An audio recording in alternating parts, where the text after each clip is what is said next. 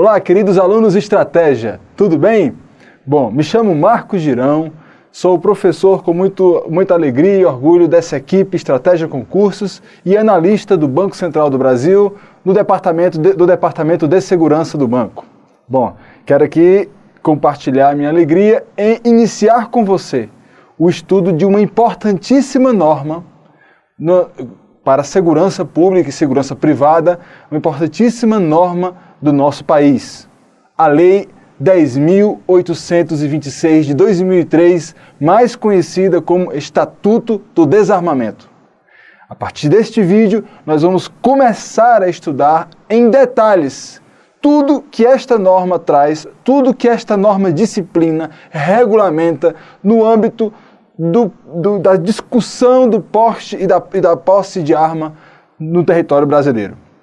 Essa norma não chegou sem muita polêmica, não, veio com muita polêmica e continua ainda a ser uma norma polêmica. Mas para fins de prova, para concursos públicos, as bancas têm buscado ainda a literalidade da lei, com alguns entendimentos jurisprudenciais e doutrinários, mas a quase totalidade das questões de prova sobre o Estatuto do Desarmamento buscam a literalidade da lei. Buscam saber se o candidato está por dentro, pelo menos, da literalidade da lei. Poucas adentro nas discussões doutrinárias, porque são ainda complexas e ainda estão, digamos assim, são frutos de polêmicas. Bom, então para conhecer o que o Estatuto falou sobre comércio de armas de fogo, acessórios e munições, posse de arma de fogo e porte de arma de fogo, além de outras questões, inclusive principalmente as questões penais relacionadas ao descumprimento do Estatuto, é preciso a gente dar uma olhada nos conceitos iniciais. Aqui nós vamos, neste vídeo, introduzir alguns conceitos que estão, alguns deles no Estatuto e alguns outros no regulamento do Estatuto, que é o Decreto 5.123 de 2004. As bancas pouco cobram o Decreto 5.123 de 2004, mas o nosso estudo vai estar recheado, é claro, vai ser focado no Estatuto do Desarmamento, Lei 10.826 de 2003, mas vai trazer pinceladas do Decreto 5.123, pinceladas estas que vão ajudar você a compreender alguns conceitos interessantes e vão ajudar também você a entender melhor o Estatuto do Desarmamento. Beleza? Então vamos começar com esses conceitos iniciais. Então, segue aqui no slide. Conceitos iniciais. Então vamos lá, vamos aos slides. Forças de segurança pública e de segurança legislativa. Nós vamos entender um pouco mais quem são as Forças Armadas, os órgãos de segurança pública e as forças legislativas federais. Beleza? A começar então pelas Forças Armadas. Aqui nós vamos ver o que a Constituição de 1988 define e traz a competência dessas forças. Artigo 142 da Constituição Federal de 88. As Forças Armadas, constituídas pela Marinha, pelo Exército e pela Aeronáutica, são instituições nacionais, permanentes e regulares, organizadas com base na hierarquia e na disciplina, sob a autoridade suprema do Presidente da República e destinam-se à defesa da pátria, à garantia dos poderes constitucionais e, por iniciativa de qualquer um destes poderes, garantia da lei e da ordem. Então, Força Armada, Marinha, Exército e Aeronáutica têm basicamente duas grandes atribuições constitucionais: defender a pátria, as suas fronteiras, defender a pátria internamente e externamente, e a garantia dos poderes constitucionais. É por meio das Forças Armadas que nós temos a garantia de que o Poder Executivo, o Poder Legislativo e o Poder Judiciário não serão afrontados ou desguarnecidos de suas funções constitucionais. Bom, mas tem uma terceira função. A terceira função, que normalmente não é privativa das Forças Armadas, ela poderá ser exercida pelas Forças Armadas, que é a garantia da lei e da ordem. mas isso não acontece naturalmente. A garantia da lei e da ordem, olha aqui de novo, só vai ser, as Forças Armadas só vão exercer a garantia da lei e da ordem por iniciativa destes poderes constitucionais. Beleza? Bom, vamos agora aos órgãos de segurança pública. Professor, para mim tudo era a mesma coisa. Órgãos de segurança pública, Força Armada. Não. Força Armada, como nós acabamos de ver, eminentemente tem a função de defesa da pátria. Fronteiras, a defesa interna e a defesa em âmbito externo, quando assim necessário. E a garantia dos poderes constitucionais, a garantir que o poder executivo, legislativo e judiciário tenham legitimidade para exercer as suas funções. Além também de garantir da lei e da ordem quando esses poderes necessitarem. Bom, mas há outros órgãos que precisam cuidar dos problemas internos referentes à segurança pública. São estes aqui. Estão lá no artigo 144 da Constituição Federal de 88. A segurança pública, dever do Estado, direito e responsabilidade de todos, é exercida pela preservação da ordem pública e da incolumidade das pessoas e do patrimônio, através dos seguintes órgãos. Antes de ver os órgãos, já estão aqui, mas antes de ver os órgãos, saiba, Força Armada, Defesa da Pátria, garantia dos poderes constitucionais, garantia da lei e da ordem quando assim for necessário, quando assim for requisitado por esses poderes. Bom, já os órgãos de segurança pública, a função deles é o quê? Preservar a ordem pública. É uma função eminentemente interna. É preservar para que a ordem pública interna esteja normal. E mais, preservar também a incolumidade das pessoas, a minha integridade, a sua integridade. E não só das pessoas, do patrimônio, seja ele patrimônio público em geral ou em determinados casos patrimônio privado também. Então, é a segurança das pessoas, do patrimônio, a incolumidade das pessoas, do patrimônio e também a preservação da ordem pública. Quem são os órgãos responsáveis por isso? Está aqui.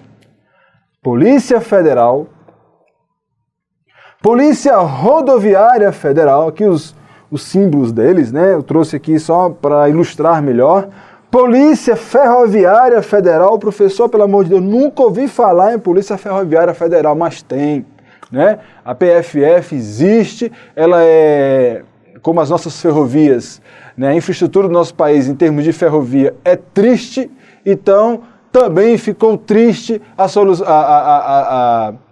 situação, né, da Polícia Ferroviária Federal, que tem aí a incumbência de patrulhar as ferrovias, né, fazer o patrulhamento, o policiamento das ferrovias federais do nosso país. Como elas são ruins, então também sobrou para a PFF, que existe. Tá? E é constitucional, está aqui, Polícia Ferroviária Federal, Polícias Civis dos Estados do Distrito Federal, Polícias Militares dos Estados do Distrito Federal e Corpos de Bombeiros Militares dos Estados do Distrito Federal. Estes últimos aqui, a própria Constituição os chama de Forças Auxiliares e Reservas do Exército.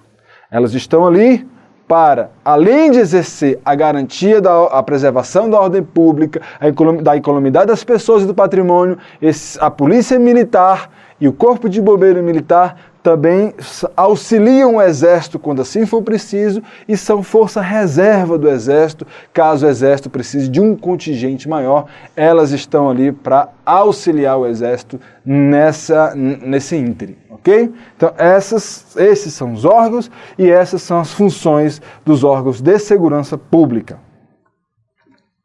Olhando agora um pouco mais com um holofote mais específico, mas essas forças aparecem também no Estatuto de Desarmamento, nós temos aqui as forças legislativas federais, a começar pela Polícia da Câmara dos Deputados. Bom, a Constituição não detalha as funções da Polícia da Câmara dos Deputados, até porque há regimento, há ato da mesa da Câmara dos Deputados que regula toda a ação da Polícia da Câmara dos Deputados. E a Constituição diz o seguinte, que compete privativamente à Câmara dos Deputados dispor sobre sua organização, funcionamento, polícia, criação, transformação, extinção de cargos, empregos e funções de seus serviços, iniciativa de lei para fixação da respectiva remuneração, observados os parâmetros estabelecidos na lei de diretriz orçamentária. Aqui está dizendo apenas que é a responsabilidade da Câmara cuidar da sua própria polícia, dispor sobre a organização e funcionamento também da sua própria polícia, e isso existe ato da mesa da Câmara dos Deputados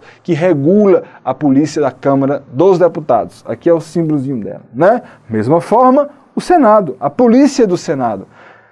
O artigo 52 da Constituição Federal diz assim: compete privativamente ao Senado Federal dispor sobre sua organização, funcionamento, polícia, criação, transformação, extinção. Então, cabe ao Senado Federal, por meio de ato interno, regulamentar as funções, as atribuições e a organização da sua polícia, da polícia do Senado Federal. Ok? Bom, agora, vistos esses órgãos, vamos a outros conceitos também igualmente importantes para o nosso estudo do Estatuto do Desarmamento.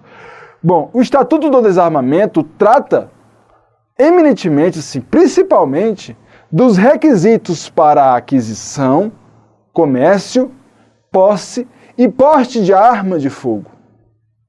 Bom, professor, mas o que o Estatuto considera ser uma arma de fogo? O Estatuto do Desarmamento, a Lei 10.826, ela não dá um conceito de arma de fogo propriamente dito. Quem traz esse conceito é o seu regulamento, o decreto que regulamenta a Lei 10.826, que é o Decreto 5.123 de 2004. Como ele regulamenta, como ele detalha, como ele traz minúcias da lei, que a lei é uma regra geral, são normas gerais, a Lei 10.826, ela traz uma regulação geral sobre a posse, o comércio, a porte de arma de fogo. Mas é o seu decreto que destrincha essas leis, essas regras mais gerais. E o que o decreto chama de arma de fogo, para ficar claro, para não se ter dúvida? Bom, ele divide as armas de fogo em armas de fogo de uso permitido e armas de fogo de uso restrito. Vamos ver as diferenças. Arma de fogo de uso permitido. Está lá no decreto. Não, se você for olhar agora para a Lei 10.826, você não vai encontrar este conceito. Sem problema. Normal, porque ele está no seu decreto, no decreto que regulamenta, decreto 5.123. Está valendo. Professor, e para a prova pode ser cobrada? Olha, para a sua prova, se ela não cobrar expressamente no edital o decreto 5.123, não pode aparecer aqui esse conceito cobrado na sua prova. Esses dois conceitos nós vamos ver agora. Tá, tudo bem, mas por que você trouxe para a aula? De novo, para ajudar o entendimento, para que você abra o campo de entendimento e aí, quando a gente entrar mesmo nas regras específicas do Estatuto, que falar em arma de fogo de uso permitido, de fogo de uso restrito, você sabe, eu sei o que é. Entendi. Beleza? Então tá. Então vamos para cá. Armas de fogo de uso permitido. É aquela cuja utilização é autorizada a pessoas físicas, bem como a pessoas jurídicas, de acordo com as normas do Comando do Exército e nas condições previstas na Lei 10.826, que é o Estatuto do Desarmamento. Veja, então, uma arma de fogo de uso permitido, ela pode ser utilizada tanto por pessoas físicas, como ela pode ser autorizada, né? Sua utilização pode ser autorizada a pessoas físicas, como a pessoas jurídicas. Quem vai dizer como e quem são essas armas é o Comando do Exército por meio de normativos internos. Beleza? Você precisa entender agora o quê? O que é a arma de fogo de uso permitido? Ora, é aquela que pode ser utilizada por pessoas físicas e por pessoas jurídicas. De qualquer jeito, professor? Não é de qualquer jeito. É o Comando do Exército que vai dizer como e que armas são essas. Mas, se o Comando do Exército disser que esta arma pode ser utilizada por pessoas físicas ou por pessoas jurídicas, está valendo, é uma arma de fogo de uso permitido. Seguindo. Armas de fogo de uso restrito. É aquela de uso exclusivo das Forças Armadas. Olha aí, já aparecendo Forças Armadas aqui. de instituições de segurança pública, olha aí, a gente acabou de falar, e de pessoas físicas também, professor, e jurídicas habilitadas, devidamente autorizadas pelo Comando do Exército, de acordo com legislação específica. Bom, arma de fogo de uso permitido, que acabamos de ver, ela é permitida a sua utilização por pessoas físicas e pessoas jurídicas, de acordo com as normas do Comando do Exército. As armas de fogo de uso restrito, elas são de uso restrito exclusivo das Forças Armadas, Marinha, Exército, Aeronáutica e das instituições de segurança pública que nós acabamos de ver. Polícia Civil, Polícia Federal, Rodoviária Federal, Polícia Ferroviária Federal, Polícias Militares, Corpo de Bombeiros Militares.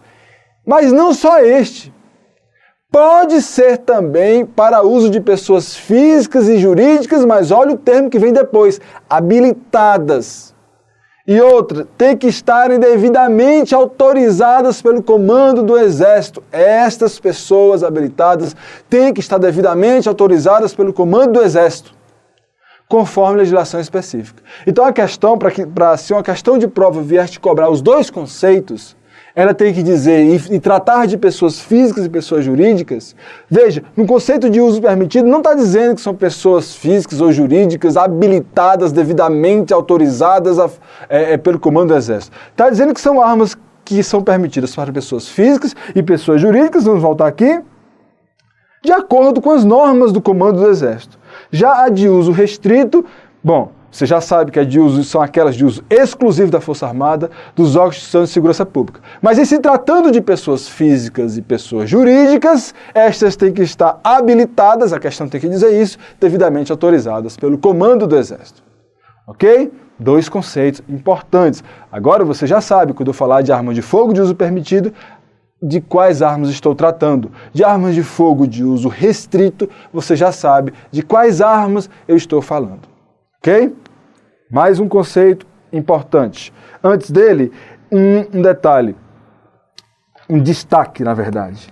A classificação legal, técnica e geral, bem como a definição das armas de fogo e demais produtos controlados, de uso proibidos, restritos, permitidos ou obsoletos e de valor histórico, serão disciplinadas em atos do chefe do Poder Executivo Federal, Presidente da República, mediante proposta do Comando do Exército. Veja, esse quadro responde talvez uma pergunta que deve ter ficado aí com você quando eu falei dos conceitos de arma de fogo de uso permitido e arma de fogo de uso restrito. Professor, mas e aí, quais são? Quem vai dizer que é permitido? Quem vai dizer que determinada arma é só da Força Armada, das instituições de segurança pública, que essa determinada arma é de uso permitido? Bom, quem vai classificar não só as armas de uso permitido, como as de uso restrito, como as de uso proibido, como aquelas que serão chamadas de obsoletas,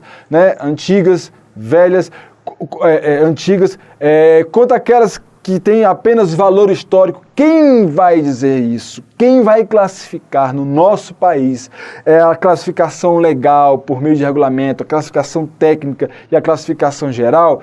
É o Presidente da República, chefe do Poder Executivo Federal. Bom, mas é da cabeça dele? É ele que vai saber que a arma X tem que ser permitida, que a arma Y é restrita, que a arma Z é de uso proibido? Não, claro que não sabe, não entende disso. Ele vai receber uma proposta do Comando do Exército, com todas essas classificações legais, técnicas e gerais, e vai, por meio de um ato, normalmente um decreto, né?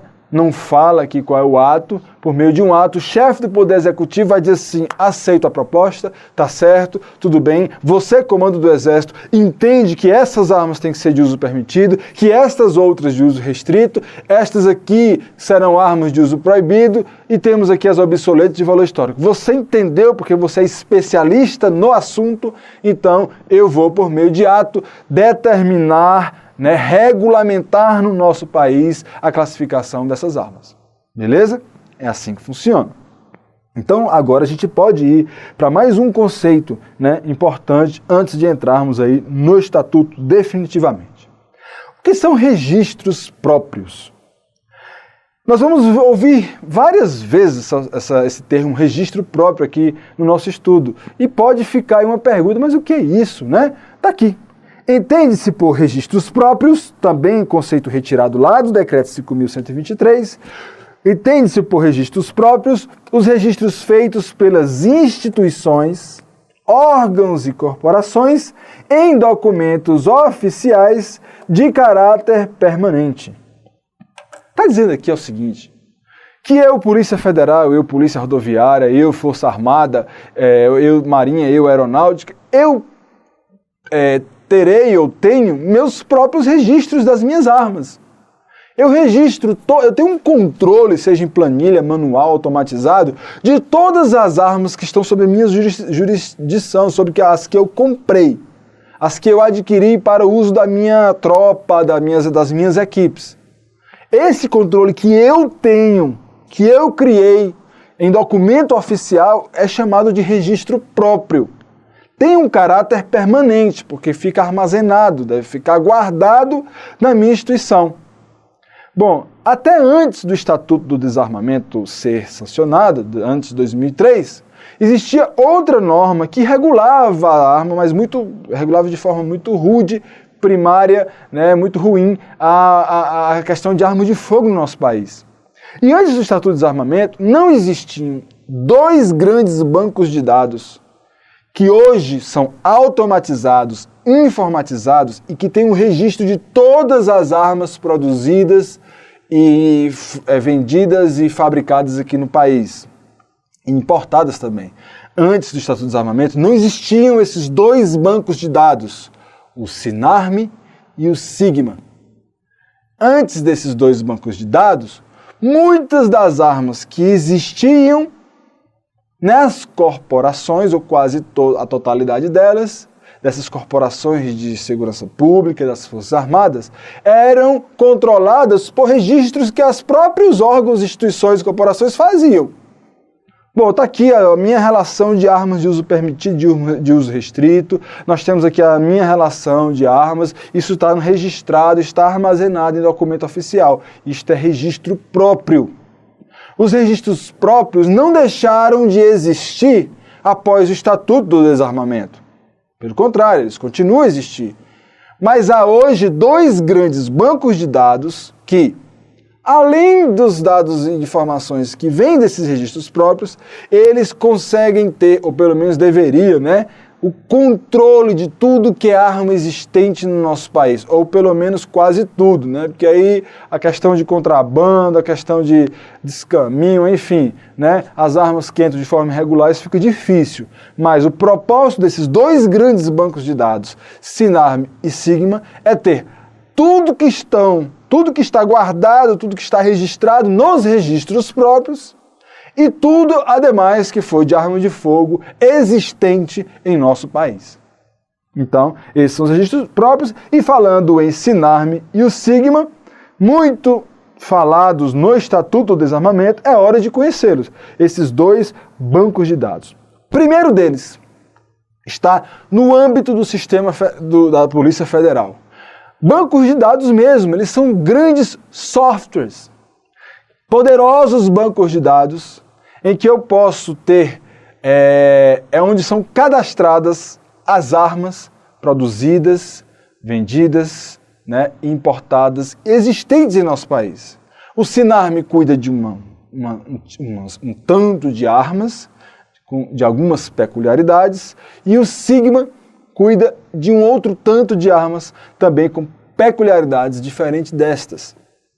Então, cada um no seu quadrado, cada um controlando, tendo registro, tendo todo o banco de dados dessas armas que estão sob suas competências. Então, vamos ao SINARME. Quem é o SINARME? É o Sistema Nacional de Armas. O Sistema Nacional de Armas é instituído no Ministério da Justiça, no âmbito da Polícia Federal. É a Polícia Federal que controla o SINARME. E ele tem circunscrição em todo o território nacional. Qual é a finalidade dele? Manter cadastro geral, integrado, permanente, olha só, das armas de fogo importadas, produzidas, vendidas no país, de sua competência e também o controle dos registros dessas armas. Então veja, o Sinarme ele tem a finalidade de manter o cadastro, cadastrar tudo que é arma de fogo importada, produzida e vendida no país. Mas são todas mesmo, professor, todas de sua competência. Professor, mas quais são as armas de competência do Sinarme? Quais são as armas de competência dele que ele vai ter que ter um cadastro de todas elas? Bom, isso está no Decreto 5.123, não serão alvos do nosso estudo do Estatuto, especificamente. É um tanto de armas que estão sob responsabilidade do Sinarme. Beleza? Bom, mas vai manter o cadastro geral, integrado e permanente das armas de fogo importadas, produzidas e vendidas no país. Sua competência e o controle de registro dessas armas. Então, além de cadastrar tais armas, o Sinarme também tem que ter o controle do registro dessas armas. Professor, qual é a diferença de cadastro e registro? Vamos conhecer quando estudarmos o registro da arma de fogo. Mas o cadastro é apenas, foi fabricado, deixa eu cadastrar aqui o número de série, tal. Beleza, cadastrei. O registro, alguém adquiriu essa arma. Se alguém adquiriu essa arma agora tem um dono, ela tem então a certidão de nascimento, que é o certificado de registro dessa arma. Esse certificado traz as características não só da arma, mas como também de seu proprietário. Aí tá. O Sinarme também tem que ter o controle de quem é esse proprietário, quem foi que adquiriu essa arma que já estava nele cadastrada. Ok? Sigma. O Sigma é outro poderoso banco de dados do nosso país. É um sistema informatizado, chamado de Sistema de Gerenciamento Militar de Armas. Pelo próprio nome, você já deve perceber que são armas um pouco mais específicas. E são mesmo. Você vai ver, quando tivermos uma aula especificamente, vídeos especificamente sobre o Decreto 5.123, que ao Sigma, as armas de uso restrito das Forças Armadas, dos órgãos de segurança pública, são de competência, o cadastro delas é de competência do Sigma. Enquanto as armas de uso permitido, o cadastro delas, em geral, o cadastro delas é de competência do Sinarme. Bom, então o Sigma, que é o Sistema de Gerenciamento Militar de Armas, ele é instituído no Ministério da Defesa, no âmbito do Comando do Exército. Tem circunscrição em todo o território nacional, finalidade de manter, mesma finalidade do Sinarme, manter cadastro geral, permanente, integrado das armas de fogo importadas, produzidas e vendidas no país, mas aquelas armas de fogo de competência dele, do Sigma. E das armas de fogo que constam, olha o quê? Dos registros próprios. Olha a diferença. O Sigma, enquanto o Sinarme é instituído no âmbito do Ministério instituído no Ministério da Justiça, né, no âmbito da Polícia Federal, o Sigma é instituído no Ministério da Defesa, no âmbito do Comando do Exército. Tem a mesma finalidade, cadastro geral. Quando eu falo em cadastro, é a mesma finalidade. Cadastro geral, integrado e permanente de todas as armas de fogo produzidas, importadas e vendidas no país. Beleza, aquelas que são de competência do Sigma. Quem vai dizer quais são as de competência do Sigma? O Decreto 5.123. Não é foco do nosso estudo ainda. Bom, mas não só essas armas, não só o cadastro geral. Enquanto o Sinarme também tem que, além de cadastrar as armas de sua competência, ter o controle dos registros dessas armas, o Sigma, além de cadastro geral das armas sob sua competência, tem também que ter o controle, né, das armas de fogo que constem em registros próprios. Aqueles registros que as corporações, os órgãos e as instituições mantinham quando da lei lá, quando da entrada em vigor da lei 10.826, e se ainda mantém registros próprios, o Sigma também tem que ter o controle das armas de fogo que estão ali nos registros próprios. Então, essa é a diferença entre o Sinarme e o Sigma. Sinarme, instituída pelo Ministério da Justiça, no âmbito da Polícia Federal.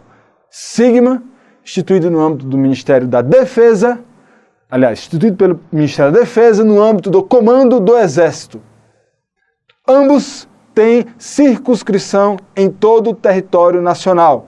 Ambos têm a finalidade de fazer cadastro geral das armas, cadastro geral, integrado e permanente, das armas de fogo produzidas, importadas e vendidas no país. Além disso, o SINARME tem que ter o controle dos registros das armas de fogo sob sua competência, aquelas adquiridas pelo cidadão, tal. Enquanto isso, o SIGMA tem que ter o controle das armas de fogo que constam em registros próprios dos órgãos, corporações, instituições de segurança pública, Forças Armadas. Beleza? Bom, sabendo de fazer essa diferença, a gente vai seguir em frente. Beleza? Ó, detalhe. A Lei 10.826 pouco trata do SIGMA. Quem vai tratar do SIGMA especificamente é o Decreto 5.123. Como o nosso foco aqui é a Lei 10.826, ela trata muito do SINARME. E mais na frente vamos falar bem mais sobre ele. Beleza? Aqui é um resumo, né? Esse vídeo aqui traz um resumo. SINARME instituído no âmbito do Ministério da Justiça e funciona no âmbito da Polícia Federal. SIGMA instituído pelo Ministério da Defesa e funciona no âmbito do Comando do Exército. Ok. Então, é com esses conceitos iniciais que nós finalizamos esse vídeo. No próximo vídeo, entraremos nas competências do SINARME. Essas estão regulamentadas no artigo 2 da Lei 10.826. E aí, é importante conhecê-las bem, porque as bancas gostam muito de cobrar em provas. Ok? Até lá!